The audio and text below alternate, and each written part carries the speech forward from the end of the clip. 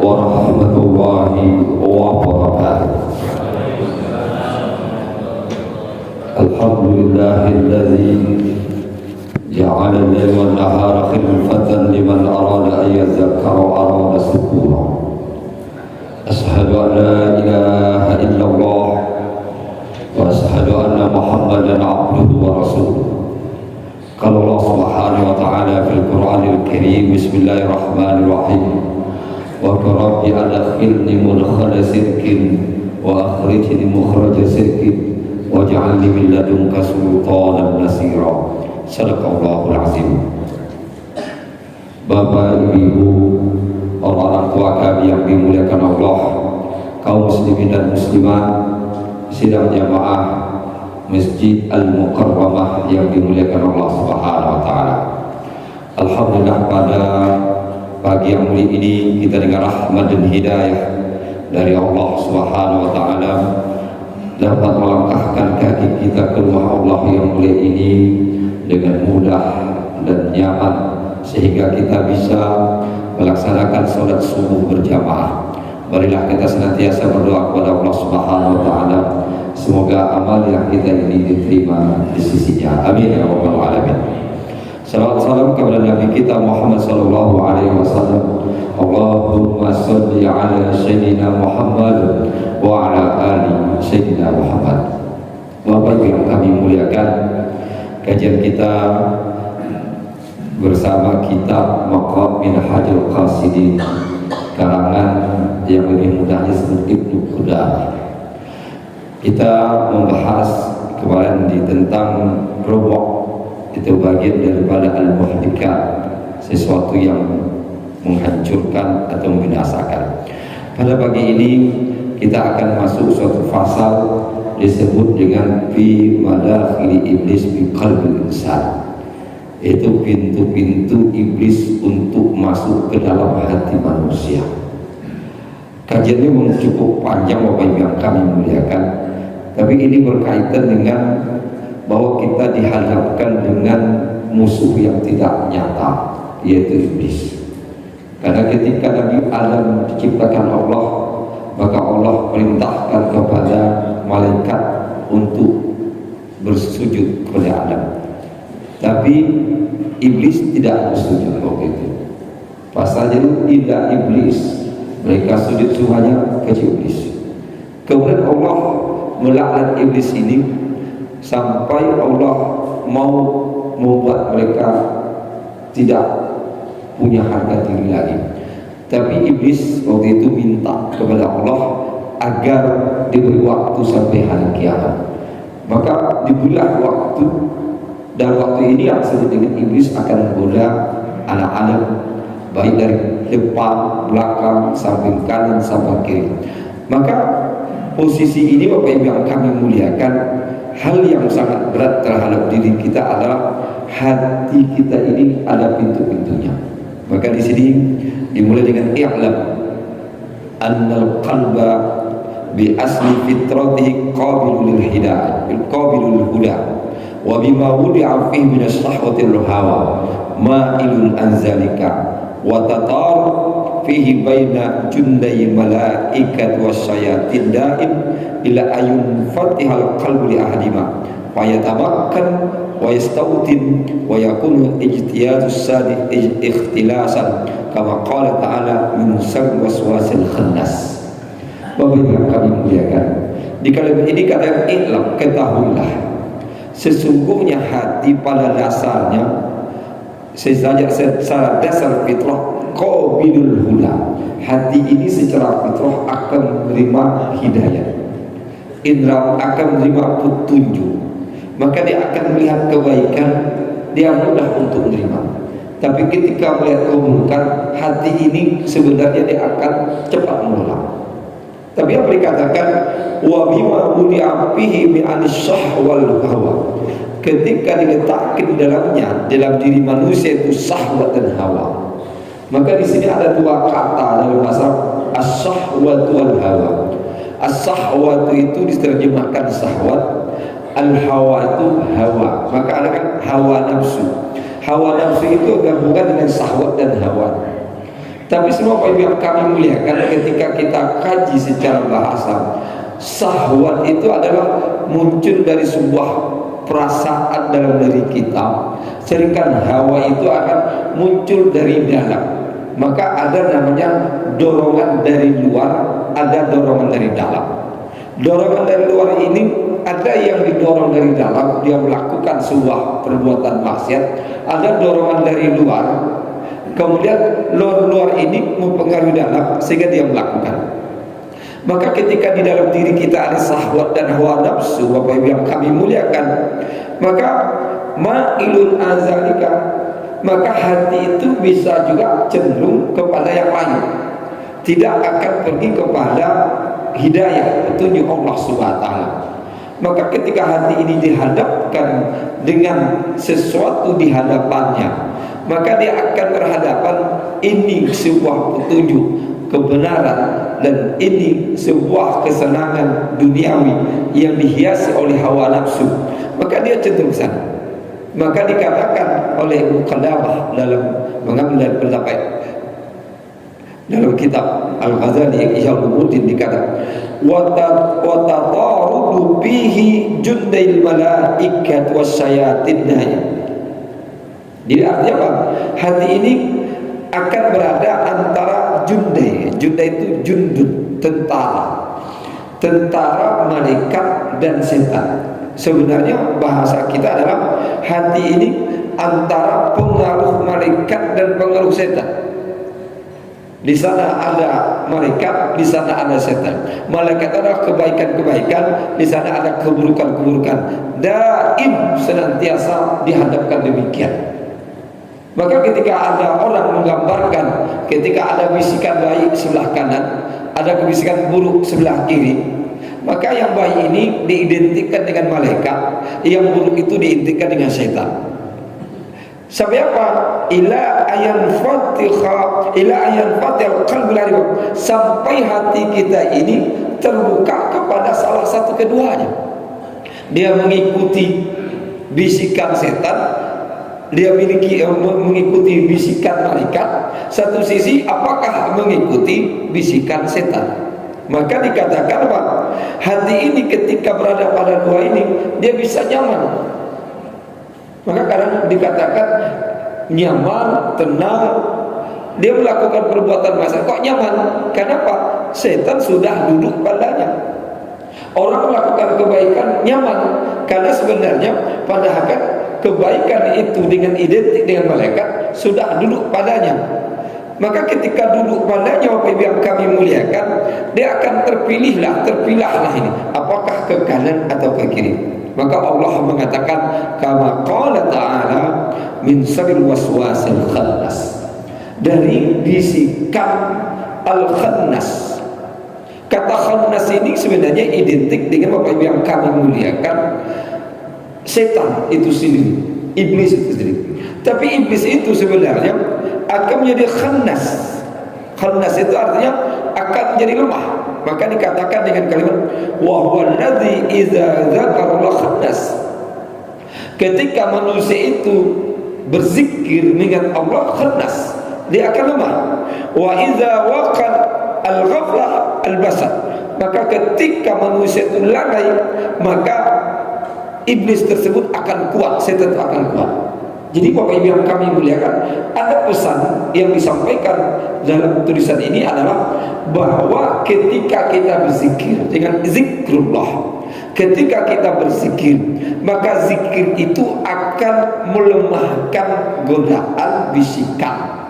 Tapi ketika kita lalai, kata lalai ini Bapak Ibu yang kami muliakan, di saat hati kita tidak terikat dengan Allah, di saat hati kita tidak merasakan kehadiran Allah, di saat hati kita ini sudah senang dengan hal-hal duniawi, mengikuti hawa nafsu, maka setan itu akan kuat godaannya, ikatan pada diri kita. Maka zikir inilah yang disebut dengan kekuatan yang ada dalam batin kita. Maka disebut wala yatruk jundas syayatin minal qalbi illa zikrullah ta'ala. Bisikan setan itu Artinya apa? Tentara-tentara setan itu tidak akan keluar dari diri kita kecuali zikir kepada Allah. Kemudian fa innahu la fiqrara lahu ma'az zikr. Setan itu tidak akan punya kekuatan ketika berzikir. Maka yang kami muliakan, maka kata zikir inilah sebenarnya sebuah yang dipesatkan oleh Imam Al-Ghazali, bagaimana kita menata hati kita dengan zikir. Karena zikir itu apa yang kami muliakan, ada berzikir itu dari sini ke atas, dari leher ini ke atas. Ada berzikir itu dari dada ke atas. Maka banyak orang mengucapkan kalimat subhanallah walhamdulillah wala ilaha illallah Allahu akbar wala haula wala quwata illa billah. Dia keluar dengan jelas, dengan tenang, tapi tidak memberi pengaruh pada dirinya. Itu zikir dari leher ke atas. Kita ingin Bapak Ibu yang kami muliakan, zikir itu dari dada ke atas. Ini yang disebut dengan istilah membatinkan kalimat-kalimat thayyibah itu di dalam diri kita. Ketika kita membatinkan kalimat thayyibah itu, secara teoritis orang akan dia akan menggabungkan akal dengan rasa. Disebut dengan logika dengan rasa, menggabungkan dengan pikiran dengan rasa. Itu teoritisnya Bapak Ibu yang kami muliakan. Tapi ketika dalam praktek itu sangat susah untuk mempraktekkannya. Maka di dalam menyatukan zikir atau membatinkan zikir dalam diri kita, prakteknya Bapak Ibu yang kami muliakan, kita membaca kalimat-kalimat thayyibah itu dengan pelan dan dengan nada itu menyentuh kepada diri dan rasa kita. Kalau saya contohkan begini Bapak Ibu yang kami muliakan, ketika kita bertahlil, kita membaca la ilaha illallah atau la ilaha illallah, atau kita baca la ilaha illallah. Itu beda dari ucapan demi ucapan, kemudian cara membacanya itu sangat berbeda yang kami muliakan. Begitu juga kalau kita takbir di saat salat. Ada orang ketika takbir salat Allahu Akbar, ada orang salat Allahu Akbar, ada orang salat Allahu Akbar. Tapi ada yang salah Allahu Akbar, itu salah. Barnya tak perlu panjang. Tapi kalau kita merasakan di saat sholat itu, karena takbir itu sendiri adalah salah satu kalimat thayyibah tentang zikir, maka hendaknya kita batinkan. Itu disebut dengan berzikir dari dalam. Maka dikatakan ketika berzikir la qarar, setan tidak akan mengganggu kita kalau dia sedang dari dalam ini. Maka ucapkan Allahu Akbar, itu akan merasa daripada Allahu Akbar. Kadang Allahu Akbar gitu, dia tidak merasa gitu. Ini yang disebut dengan memasukkan kalimat zikir. Jika setan itu tidak punya kekuatan, kemampuan untuk membuat manusia dalam ketika berzikir. Ini Bapak yang kami muliakan. Kemudian kedua, di paragraf kedua lagi, wa'lam, ketahuilah anna masalah qalb ka masalah hisab. Ini juga disebutkan hati itu ibarat benteng. Mungkin kalau kita mengatakan benteng itu apa yang kami muliakan, bisa kita paham mungkin ibarat tembok besar. Karena dulu ketika melawan dengan pasukan-pasukan yang besar itu perlu benteng. Karena waktu itu belum ada pesawat terbang. Kalau sekarang sudah ada pesawat terbang, benteng tak guna lagi. Yang perlu sekarang bunker, gitu. Bunker pun bisa dihancurkan. Tapi ibarat tembok besar kata. Tembok besar apa? Wasyaitan adun yuridu ayudkhila hisn.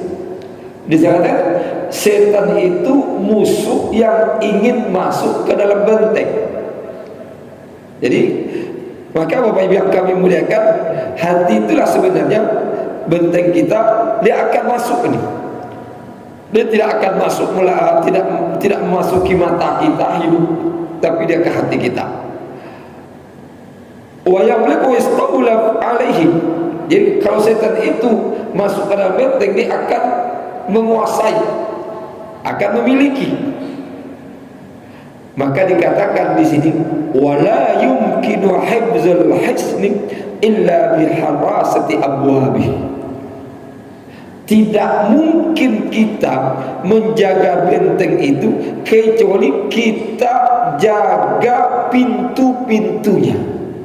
Ini berarti berbicara Bapak Ibu yang kami muliakan, kalau sebuah benteng pasti ada pintu. Dia tidak bisa masuk di tembok yang sangat besar, kecuali mungkin dengan tangga dan sebagainya. Tapi diibaratkan dengan pintu. Pintu ini Bapak Ibu yang kami muliakan, ketika pintu ini dibuka, maka musuh bisa akan masuk ke dalamnya. Maka disebut di sini, kita tidak bisa menjaga hati kita kecuali kita jaga pintu-pintu hati kita. Ini menunjukkan Bapak Ibu yang kami muliakan, hati itu punya pintu. Tapi pintunya bukan satu saja, banyak. Maka sering kata abwab, pintu-pintu hati. Maka sering juga kita mengatakan, mari kita ketok pintu hatinya. Mungkin hari ini diketok, belum bisa dibuka. Besok diketok bisa buka. Mungkin makin hari akan bisa dibuka di antara sekian pintu. Maka pintu itu yang harus kita jaga. Kenapa? Setan akan mendobrak dan akan masuk ke dalamnya. Maka dikatakan lagi di sini, abwabuhu man la ya'rifuha. Jadi apa? La yaqdiru ala harasati abwabi man la ya'rifuha. Tidak ada yang sanggup untuk menjaga pintu itu kecuali orang yang tahu pintunya. Jadi kalau benteng itu tampak pintunya, hati ini Bapak Ibu yang kami muliakan, sesuatu yang berada pada dalam diri kita, kita tidak nampak wujudnya, tapi bisa kita rasa adanya. Tapi rasa ada sih, hati kita punya pintu-pintu, dan pintu-pintu itu ada yang mengetahuinya, ada tidak. Tapi kalau orang tahu pintu hati, dia akan mudah untuk menjaga pintu hati tersebut. Maka dikatakan lagi, wala yatawassul illa daf'i syaitan illa bi ma'rifati madakhilihi wa madakhilis syaitan wa abwabuhu sifatul 'abdi wa hiya katsira illa anasir ila al-abwab al-'azimah al-jariyah madrad durub allati la tudayyiqu an kasrati juduris syaitan. Bapak Ibu yang kami muliakan, tidak ada yang sanggup untuk menjaga pintu hati kecuali orang yang mengetahuinya. Kenapa? Syaitan akan senantiasa melakukan penyerangan ke dalam pintu hati itu. Dia akan menyerang kepada pintu-pintu, disebut madakhil. Itu jalan untuk masuk kepadanya. Ketika jalan masuk ini, dia akan berkaitan dengan disebut dengan abwabu. Nah, pintu itu sebut apa? Sifatul abdi, sifat hamba. Jadi Bapak Ibu yang kami muliakan, pintu hati itu yang akan didobrak oleh setan, sifatnya kita sebagai manusia. Ini kita punya sifat kita itu, kata Imam Al-Ghazali, Ibnu Qudamah itu, sifat kita itu yang sebenarnya sebagai pintu. Maka ada orang bersifat suka memarah, berarti itu pintu. Ada orang sifatnya terlampau lembut, gitu ya, mudah dijatuhkan, itu pintu. Ada sifat yang berkaitan dengan kalau nengok orang langsung hatinya merasa ada rasa dengki, rasa ini, atau dia punya sesuatu yang besar, akhirnya merasa paling tinggi bangsa. Itu pintu. Pintu kita itu sifat kita. Maka sebenarnya pesan yang sampai di sini, coba kita renungkan, saya ini sifatnya apa ya? Sifat saya apa ya? Gitu. Itu artinya Pak, mengenal diri. Kalau kita mengenal diri, sifat seseorang dengan orang berbeda. Tapi sifat itu Bapak Ibu yang kami muliakan, yang harus kita ketahui, dan itu pintu. Maka dikatakan sifat itu Bapak yang kami muliakan adalah banyak. Dia berupa dalam kehidupan kita, dan dia akan menyatu dalam diri kita, masuk dalamnya. Wa min abwabil azimah. Ini berbicara sifat, dikatakan di antara pintu-pintu hati yang sangat besar, dikatakan azimah. Dituliskan yang pertama Bapak yang kami muliakan. Ini berarti menunjukkan struktur 1, 2, 3, 4. Yang pertama disebut siapa? Al-hasadu wal hirsu. Nah, itu sifat yang pertama, hasad dan hirsu, tamak. Jadi bukan yang lain. Sifat pertama hasad. Maka sampailah Rasulullah mengatakan iyyakul hasad fa innal hasada yaqul hasanati kama taqul annal hatab. Hendaklah kalian menjauhi perbuatan hasad. Sesungguhnya hasad itu akan memakan kebaikan seperti api memakan kayu bakar. Nah, ini jadi ibarat kayu. Kalau kita masak, Bapak Ibu yang kami muliakan, kita tumpuk kayu, kemudian kita bakar tengah-tengahnya, maka api akan memakan kayu-kayu tersebut. Maka ada pepatah kita mengatakan, jika kayu sudah bersilang, maka disitulah nasi yang masak, katanya. Jadi karena bersilangnya kayu, apinya buat masak nasi, nasi akan masak. Maka kayu itu akan dibakar oleh api sedikit habis. Hasad itu juga akan memakan kebaikan yang kita lakukan. Kita melakukan kebaikan banyak, tapi karena sifat hasad, dia makan sedikit demi sedikit, dia akan habis. Maka kan wasyaitan adun yuridu ayudkhilal hisna, maaf, famata kana al-abdu harisan ala syai' a'mahu hirsu wa asamu wa ghata nuru basiratihi allati ya'rifu biha madakhil syaitan. Bapak yang kami muliakan, di sini katakan jika seorang hamba haris, tamak katanya terhadap sesuatu, maka dia akan buta. Maka dari buta tersebut dia akan bisu, maka dia akan tertutup cahaya pandangannya, maka dia allati la ya'rifu biha, maka dia tidak tahu lagi, maka masuklah setan ke dalamnya. Jadi di sini menunjukkan Bapak Ibu yang kami muliakan, hasad dan kerakusan itu adalah pintu yang pertama kali yang sangat besar yang harus kita tutup. Karena ketika hasad ini, dia akan memunculkan memandang orang lain. Maka bahasa kita sering mengatakan iri. Bahasa Arab memang ada istilah al-hasad al-hiqdu. Itu secara bahasa menghasad, tapi kita sering menerjemahkan hasad dengki. Padahal hasad itu juga dengki juga hasad. Tapi karena sangat berat itu, ya hasad dengki dia ada. Sekarang ada istilahnya hasad dengki, itu ada diistilahkan dengan apa? Tak suka dengan orang lain, kemudian ingin orang lain itu jatuh, itu juga hasad. Maka disebut juga dengan dalam kitab Ihya itu, hasad itu Bapak Ibu yang kami muliakan, bisa saja dia ingin nikmat pada orang lain itu pindah pada dirinya, tapi bisa juga nikmat pada orang lain itu hilang walaupun tidak pada dirinya. Maka kedua-duanya sama, tapi disebabkan apa? Kerakusan. Nah itu, kalau orang tidak rakus, tidak akan dengki. Maka kedua ini akan bergabung. Maka dikatakan bahwa ketika ada orang dengki, Bapak Ibu yang kami muliakan, maka pintu hati akan terbuka. Disitulah setan akan mudah masuk. Masa mudah itu apa? Setan akan mudah membisik-bisikkan.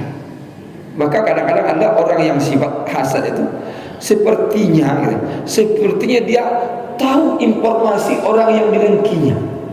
Seperti kadang-kadang Bapak Ibu kalau kita telusuri, itu timbul dari asumsi. Asumsi apa? Bisikan-bisikan setan.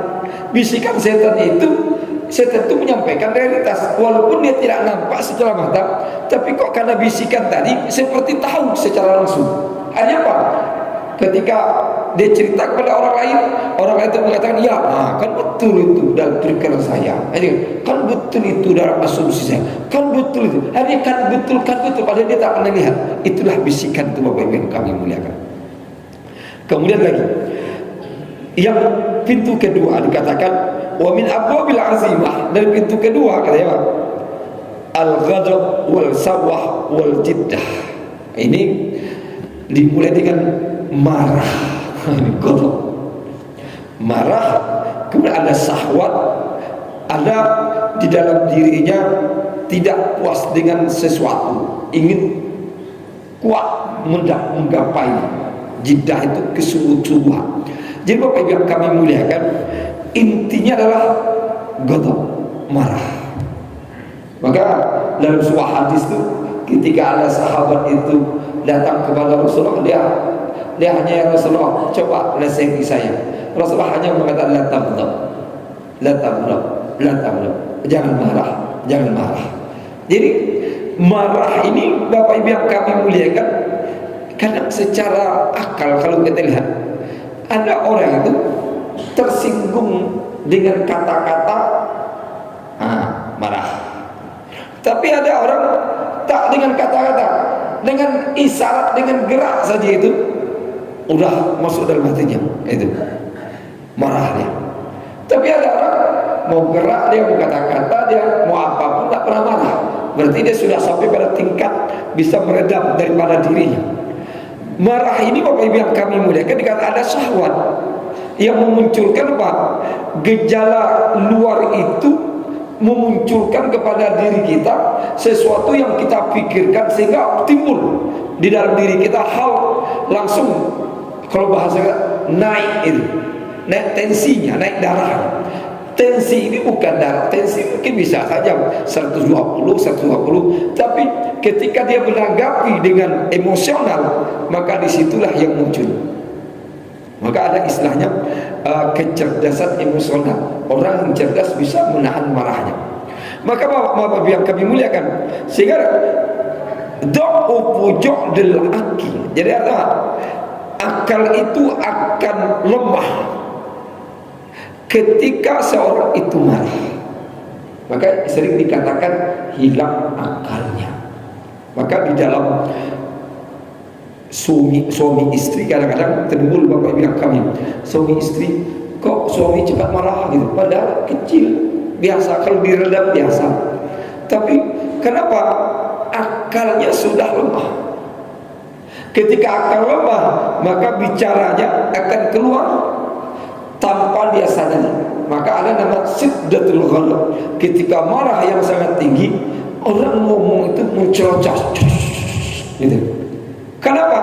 Akalnya lemah, dia tidak sadar apa yang dia ucapkan. Di situ setan sudah mengendalikan diri orang tersebut. Maka dikatakan lagi, waqad ruya anna iblis yaqul idza kana al-abdu hadidan balabalnahu kama yuqallibul sibyan al-zarah. Jadi artinya apa? Ketika hati seseorang itu keras, dikatakan hadidan seperti besi, maka kami sebenarnya akan mempermainkan besi itu sampai lembut. Itu kata yuqallibus sibyan al-zarah. Jadi artinya seperti anak-anak yang membolak-balikkan daripada bola. Jadi sebuah bola itu apa yang kami muliakan, kalau dibolak-balik artinya ditendang sana, ditendang sini, dia lama-lama bola itu akan melembut gitu. Dan bola itu akan bisa dikuasai.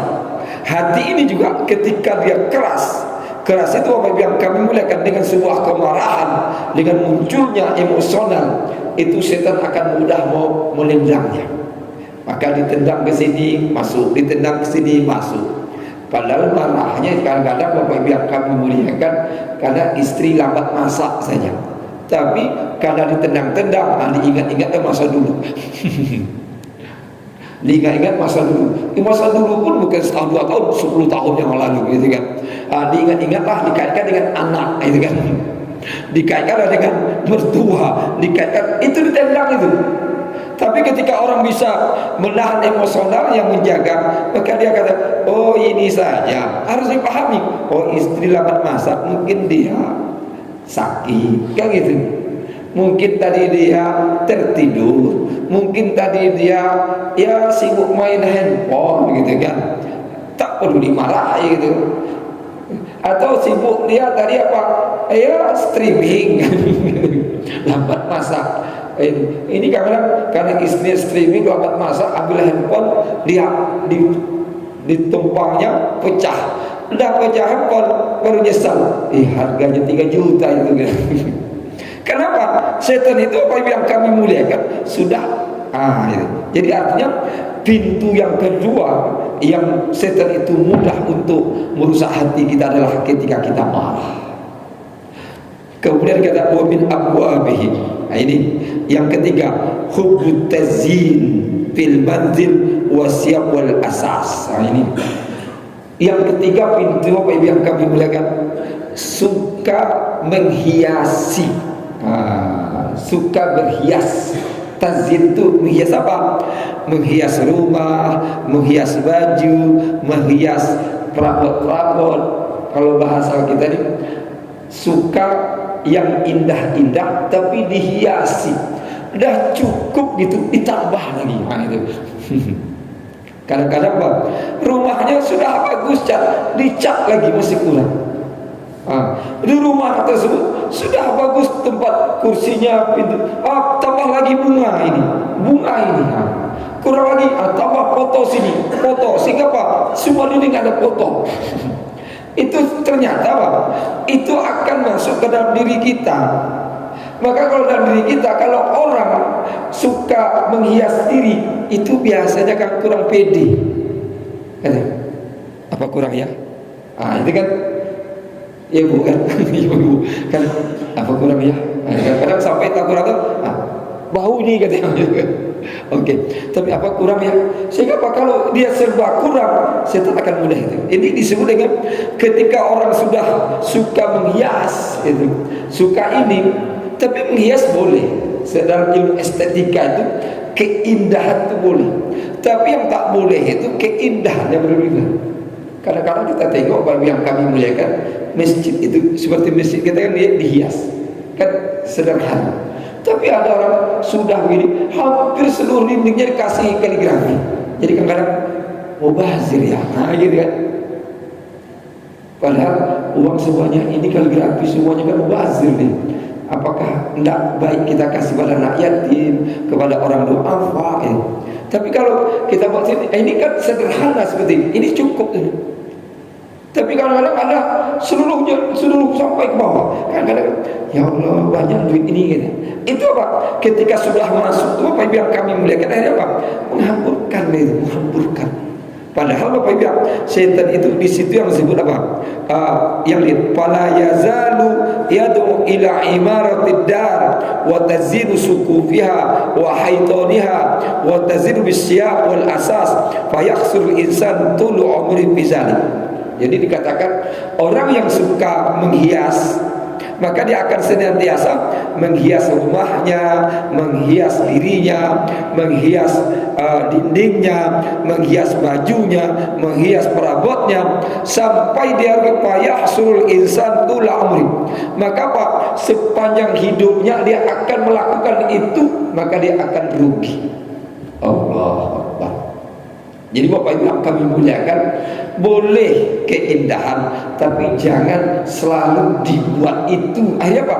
Kita sibuk. Jadi rumah depannya ada taman, tapi karena sibuk dengan taman, tiap hari ini taman, lupa berzikir, lupa beribadah. Ini Bapak Ibu yang kami muliakan, pintu yang ketiga.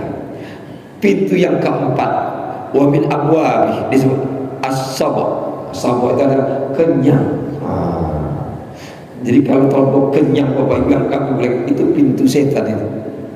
Maka sehingga Rasulullah mengatakan makan sebelum lapar, berhenti sebelum kenyang. Tapi banyak orang lapar ketika masih kenyang, berhenti sampai muntah-muntah. Tapi sebenarnya ada pesan disampaikan, fa innahu yuqawwi sahwah wa yasburu ta'ah. Jadi disebut dengan orang yang kenyang itu akan mengangkat syahwatnya, sehingga apa? Membuat dia lupa, malas untuk melakukan ketaatan. Maka kalau kita bulan Ramadan itu apa yang kami mulaikan, kalau berbuka kenyang, gitu kan? Yang paling enak habis berbuka itu apa? Bantal. Enak, bantal. Itu disebut yang paling enak adalah bantal.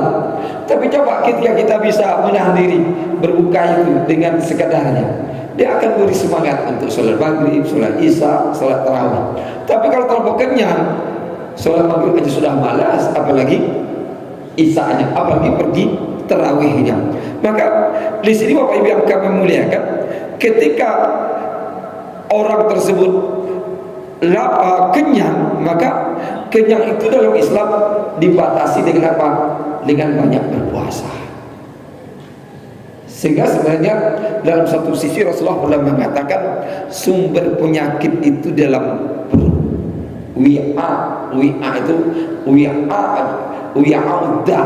Jadi apa? Tempat bencana penyakit itu adalah lambung kita. Maka kalau lambung kita itu bisa kita kendalikan, kita memanage, dia akan memberi kesehatan pada tubuh kita. Tapi kalau lambung kita ini tidak bisa kita kendali, apa makan, apa yang ingin, yang dalam pepatah itu hanya mengatakan pantang terletak habis. Itu artinya apa? Lambung kita akan penuh dengan penyakit. Maka Bapak Ibu yang kami muliakan, jangan pantang terletak habis, gitu kan. Kadang-kadang sudah disuruh Pak, Bapak ini penyakit ini, kurangi ini. Kalau terletak habis juga, tak mengurangi. Bu, penyakit Bu ini, jangan banyak makan. Kalau terletak habis juga, ini kan bahaya. Apalagi dalam kehidupan sekarang ini, makanan-makanan itu sekarang dibuat berbagai macam bentuk, nama, inovasi, bahkan istilah-istilah Jepang, Korea itu menyuruh orang untuk mencoba. Sudah mencoba, akhirnya apa? Sudah coba ini, akhirnya apa? Kenyang. Itu Bapak Ibu yang kami muliakan. Maka di dalam kenyang ini disebut wa minha, di antaranya katanya at-tama' fin nas fa innahu man tama'a bi syakhsin balighu bis-sana' ali bima laysa fihi walahin wa lam ya'mur bil ma'ruf wa la yanha 'anil munkar. Kemudian ketika ada orang kenyang, Bapak Ibu yang kami muliakan, nanti akan timbul daripada dirinya apa? Dia tamak, rakus terhadap pujian manusia, rakus untuk mendapatkan apa yang disebut balighu bis-sana'ani. Jadi kalau orang memuji itu senang dia, itu suka dipuji. Kalau bahasa di sini rakus untuk dipuji. Jadi kenyang itu bukan kenyang perut saja katanya.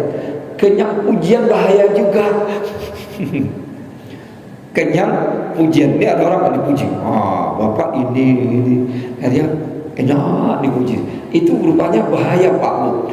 Terlampau kenyang dipuji itu berat. Sebab maka dalam sebuah hadis ada seorang sahabat itu memuji sahabat yang satu di sampingnya Rasulullah. Dipujinya sahabat ini di depan Rasulullah dengan pujian yang sangat tinggi. Setelah selesai, Rasulullah ambil pasir diletakkan ke mulut sahabat yang memuji tadi.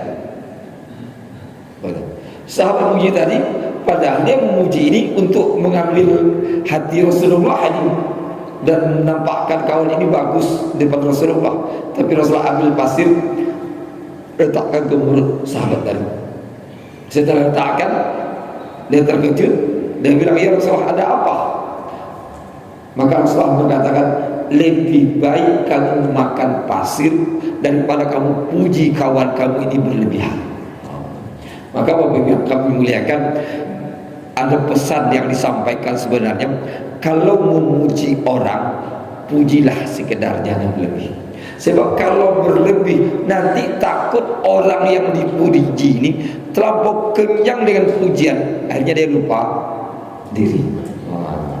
Kalau sudah lupa diri, dia kenyang lupa diri, hanya inilah pintu setan masuk. Pintu bisa masuk, dia merasa saya panik, saya ini. Hari apa? Kepalanya terlampau tinggi melihat orang. Ini Bapak Ibu yang kami muliakan. Kemudian ada lagi sifat yang kedua, itu yang disebabkan oleh kenyang tadi. Jadi nanti kata Ibu Qudamah itu, kenyang itu jangan dipahami kenyang makan saja, tapi juga kenyang pujian itu juga bahaya. Ini bisa. Ini mau lagi. Iya.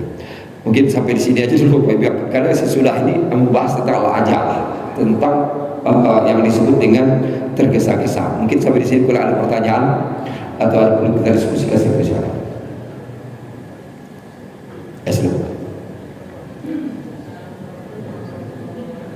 Waalaikumsalam warahmatullahi wabarakatuh.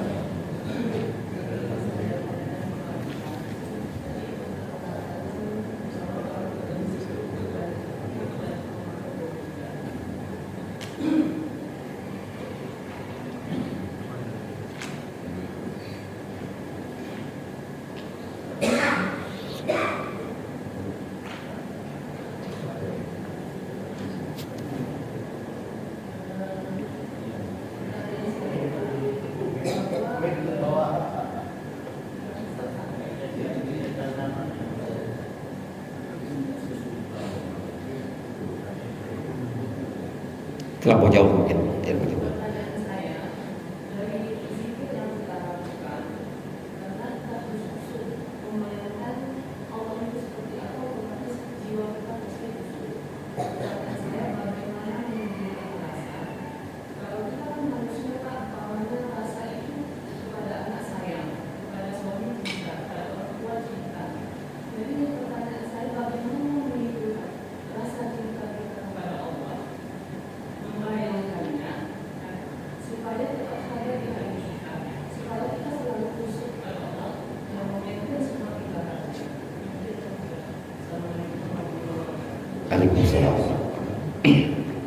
Bapak Ibu yang kami muliakan, ketika kita berzikir,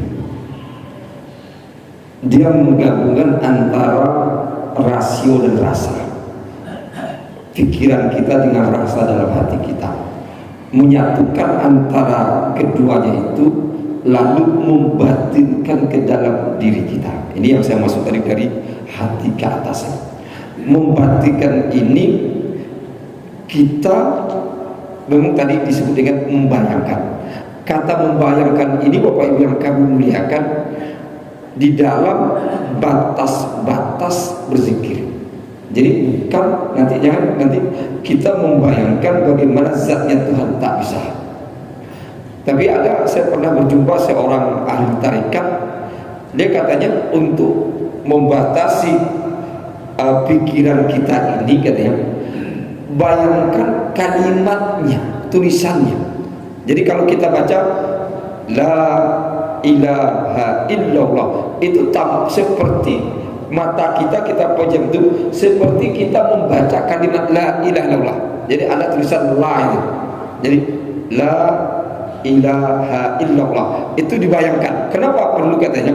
Ketika kita membayangkan seperti membaca, itu sudah menyatukan rasio kita kepada tulisan, dan tulisan itu yang menyatukan rasa kita. Jadi la ilaha illallah tampak tulisannya. Tapi di sini juga kalau saya dikatakan harus berhati-hati, karena kalau kita membaca tulisan itu sendiri, nanti Bapak Ibu yang kami muliakan akan terbuka celah bagi setan merusak akidah kita, sehingga apa? Yang punya kekuatan itu tulisan. Itu hati-hati. Tapi kalau untuk pemula agar mudah mengkonsentrasikan, maka seperti tengok tulisan Arabnya, bisa kata Allahu Akbar. Oh, tulisan Allah begini, Akbar begini, Allahu Akbar, seperti membaca, itu sudah menyatukan. Yang kedua, ketika kita menyatukan tanpa melihat, tanpa menggambarkan, maka sebenarnya menyatukan hati kita ke dalam diri kita, merasakan akan kekuasaan Allah, kehadiran Allah. Jadi disebut dengan hudurul qalbi, menghadirkan hati kita terhadap kekuasaan Allah, menghadirkan hati kita terhadap kekuasaan Allah, maka kita punya perasaan kita punya perasaan ini, kekuasaan Allah itu ada dalam diri kita, dan kita ini berada dalam kekuasaan Allah. Jadi kekuasaan Allah dalam diri kita, dan kita berada dalam kekuasaan Allah. Maka kalau istilah dalam ilmu tasawuf itu sering dikatakan begini, luka dalam air, air dalam luka. Mungkin Bapak Ibu tahu luka ya. Luka itu kan penangkap ikan. Dulu ada besar dan kecil, sekarang banyak luka-luka kecil, itu nangkap belut aja. Luka dalam air itu kan, luka itu ketika masuk dalam air, air ada dalam luka. Tapi satu sisi luka itu di dalam air, tapi ada luka. Ini sebenarnya menggambarkan akan kekuasaan Allah itu ada dalam diri kita. Kita berada dalam kekuasaan Allah. Maka di saat itulah kita merasakan akan kehadiran Allah. Maka di saat kita merasakan kehadiran Allah, maka masuk di sana adalah apa? Apapun yang kita cintai, bapak, anak, orang tua, istri, suami, semuanya. Cinta ini artinya apa? Akan menggabungkan hati kita di saat kita berzikir. Itu namanya membatinkan itu sendiri. Sebagai contoh yang kami mulai, ada kemarin seorang bilang sama saya, dia, Ustadz ya, saya sakit lutut saya ini, susah saya ke masjid. Dia bilang, tapi jangan bisa jalan, kalau jalan 5 meter, 10 meter mesti bisa. Tapi kalau sudah jauh lain rasanya. Jadi ke masjid itu saya jarang ke masjid begitu. Saya bilang sama dia, Bapak punya kuat semangat ke masjid, kuat katanya. Betul nih, kuat. Ya coba nanti Bapak bilang, ketika setiap langkah dari rumah ke masjid, gitu kan, setiap langkah coba baca kalimat tahlil saja, la ilaha illallah, kemudian difokuskan ke tempat yang sakit. Jadi tempat sakit lutut gitu kan. Jadi ketika dia melangkah ada sakit, la ilaha illallah. Sakit, la ilaha illallah. Kemudian nanti pulang masih sakit lagi. Pulang itu agar nanti kembali ke masjid bacakan ketika sakit, la haula wala quwwata illa la haula wala. Dilakukan hilang penyakitnya. Kenapa kami muliakan? Ternyata bisa saja sakitnya sedikit, tapi ada sifat malas dalam dirinya, setan masuk. Hari apa? Sakit yang sedikit menjadi sakit yang besar. Dengan berzikir tadi, setan itu tidak punya celah lagi untuk membuat sakit besar. Akhirnya sakit kecil itu kalau bergerak dia akan bagus. Jadi akhirnya dia apa? Ustaz, kenapa mau pulang la haula wala quwata illa billah? Sebab la haula wala quwata illa billah itu sebenarnya sudah memanggil kita ke masjid. Dengan apa? Ketika muazin membaca hayya 'alas shalah, hayya 'alal falah, kita baca la haula wala quwata illa billah. Itu manggil. Pulang dibaca agar nanti kita dibalik lagi, punya kekuatan balik lagi ke masjid. Itu secara logika Bapak Ibu yang kami muliakan, kita akan mengatakan kalimat itu sebenarnya bukan mengobati, tapi memberi sebuah sugesti dalam diri kita, sehingga apa? Sakit itu kita lawan dan menyembuhkan hanya Allah Subhanahu wa ta'ala, bukan kalimat itu. Itu. Baiklah Bapak Ibu yang kami muliakan, adalah kajian kita pada pagi hari ini. Mudah-mudahan apa yang kita kaji mendapat dan hidayah dari Allah Subhanahu wa ta'ala. Dan sebelum kita tutup, mari kita berdoa. Kita baca Al-Fatihah untuk kedua orang tua kita. Ala hazini Al-Fatihah. Auzubillahi minasyaitonir rajim. Bismillahirrahmanirrahim. Alhamdulillahirabbil alamin. Arrahmanir rahim. Maliki yaumiddin. Iyyaka na'budu wa iyyaka nasta'in. Ihdinas siratal mustaqim. Siratal ladzina an'amta 'alaihim ghairil maghdubi 'alaihim. A'udzu billahi minasyaitonir rajim. Bismillahirrahmanirrahim. Alhamdulillahirabbil alamin. Hamdan yuwafi kafi mazidahi rabbal hamdu kama yanbaghi jalali wajhika wa 'azim sultan. Allahumma inna nas'aluka bi anna nashhadu annaka anta Allah la ilaha illa anta alladzi lam yalid wa lam yulad wa lam yakul lahu kufuwan ahad. La ilaha illa anta subhanaka inna kunna minaz zalimin. اللهم اغفر لنا ما قدمنا وما أخرنا وما أسررنا وما أعلنا وما أنت أعلم به إنك أنت السميع العليم. اللهم اغفر لنا ولآبائنا ولأمهاتنا ولأجلنا وجداتنا ولإخواننا أخواتنا ولأساتذتنا وأساتذتنا ولمن أحسن بنا ولمن نصرنا ولمن أوصانا بالدعاء ولكافة المسلمين والمسلمات والمؤمنات برحمتك يا أرحم الراحمين. اللهم يا ميسر كل عسير يسر علينا كل عسير فتيسير العسر عليك يسير. اللهم من لا يحتاج إلى البيان والتفسير وحاجاتنا إليك كثير وأنت عالم بصير يسر أمورنا يا أرحم الراحمين. اللهم لا سهل إلا ما جعلته سهلا وأنت تجعل الصعب إن شئت سهلا. اللهم لا سهل إلا ما جعلته سهلا وأنت تجعل الحزن إن شئت سهلا. سهل أمورنا يا أرحم الراحمين.